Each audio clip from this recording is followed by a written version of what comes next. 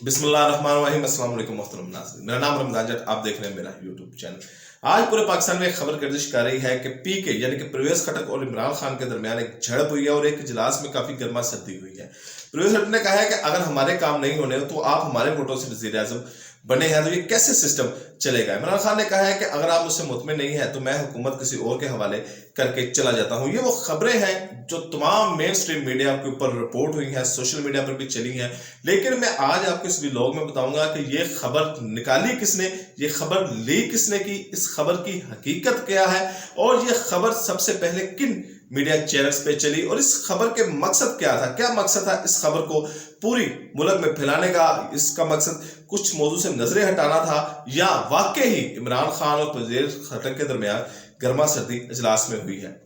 इजलास जारी था, वहां पर हमाद अजहर थे जो वो गैस के वजीर हैं, उन्होंने स्कीमों के बारे में बात कर रहे थे। इमरान खान ने उनसे सुई गैस के मुतालिक सवाल किया तो उन्होंने 2011 बताया कि हमने वो स्कीमें बंद की हुई हैं क्योंकि पाकिस्तान में सिर्फ 28% अफराद गैस पैदा करते हैं जबकि 32% अफराद के पास गैस नहीं है। वो तो उसने हमाद अजहर ने कहा कि जी हम दूसरे जो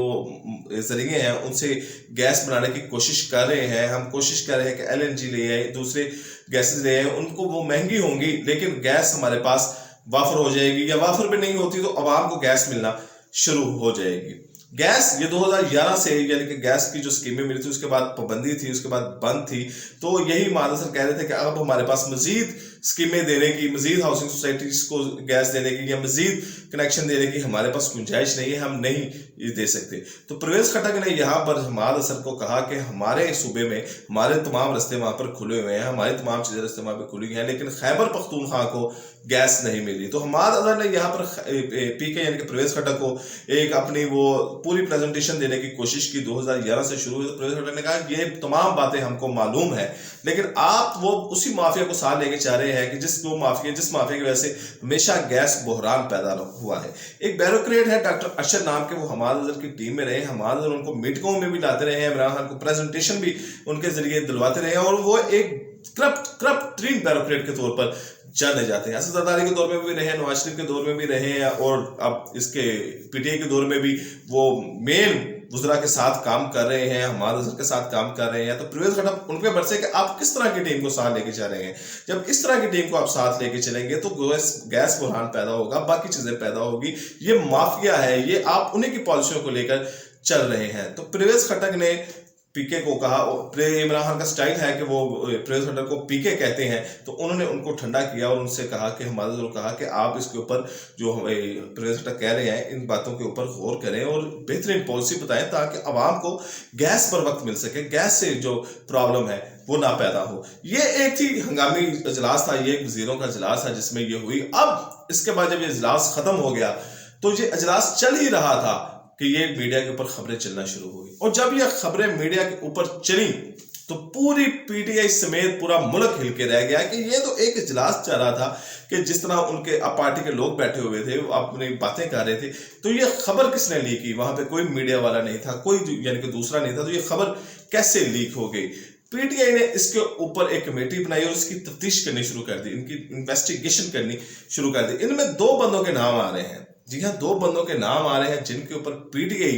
की जो क्यादत है उनको शक है कि ये खबरें इन 2 बंदों ने लीक की है। एक तो MNA है, नून नाम के एक MNA है और हमाद अजहर की तरफ शक जा रहा है कि गैस की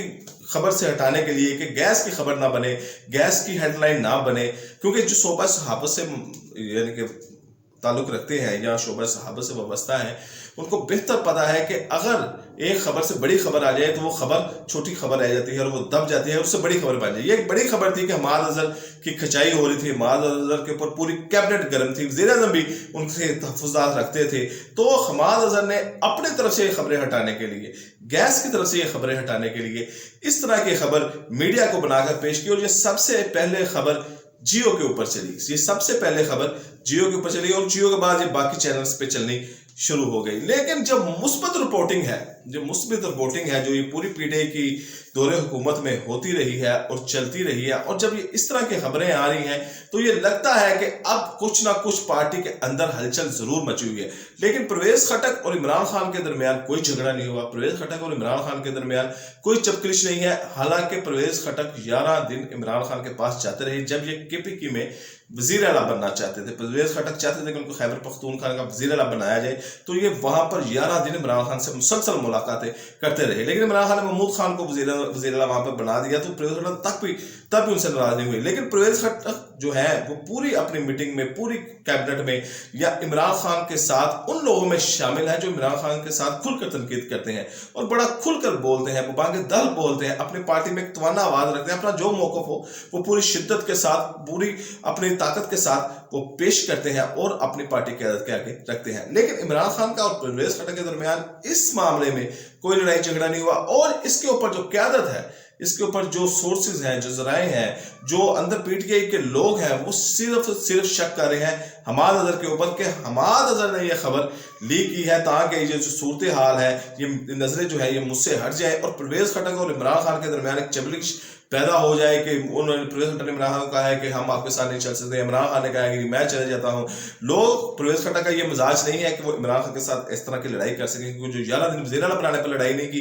तो इस बात पर लड़ाई वो कैसे करेंगे। और ना ये इमरान खान का मिजाज है, इमरान खान का भी ये नेचर नहीं है कि वो कह दे कि मैं चला जाता हूँ ये छोड़ के। इमरान खान एक फाइटर आदमी है, स्ट्रगल करके ऊपर आए हैं, तो वो गिव अप नहीं करते, ये उनकी एक पॉजिटिव बात है। तो ये सारी जो सूरत हाल थी, गैस का बहरान इस वक्त पूरी मुल्क में शिद्दत के साथ है, लेकिन ये जो एक खबर बनाई गई, एक माहौल बनाया गया, इसके पीछे गैस बहरान को दबाना था, और गैस बहरान को दबाने की वही कोशिश कर सकते हैं जो गैस बहरान के जिम्मेदार हैं। हमाद अजहर के साथ डॉक्टर अरशद जो है, पूरी जो पीटीआई की क़यादत थी, पूरी जो पीटीआई के वजीर थे, उनको इस शख्स के ऊपर, डॉक्टर अरशद के ऊपर सख्त तरीन तहफ़्फ़ुज़ात थे कि ये करप्ट तरीन माफिया है, ये करप्ट तरीन माफिया का बंदा है, ये खुद करप्ट तरीन ब्यूरोक्रेट है। तो ये हमाद अजहर ने ये क्या कर रहा है, क्यों उसको साथ रखा हुआ है। और शायद यही वजह है कि हमाद अजहर और डॉक्टर अरशद के जो ये गठबंधन था, उनकी ये जो चोली दामन का साथ था, इसकी वजह से पार्टी के लोग और पार्टी की क़यादत उनसे नाराज थी, जिम्मेदार समझते हैं वो हमाद अजहर को कि जो इस वक्त मुल्क में गैस का बहरान चल रहा है। फिलहाल इतना ही, इजाज़त दीजिए, अल्लाह हाफिज़।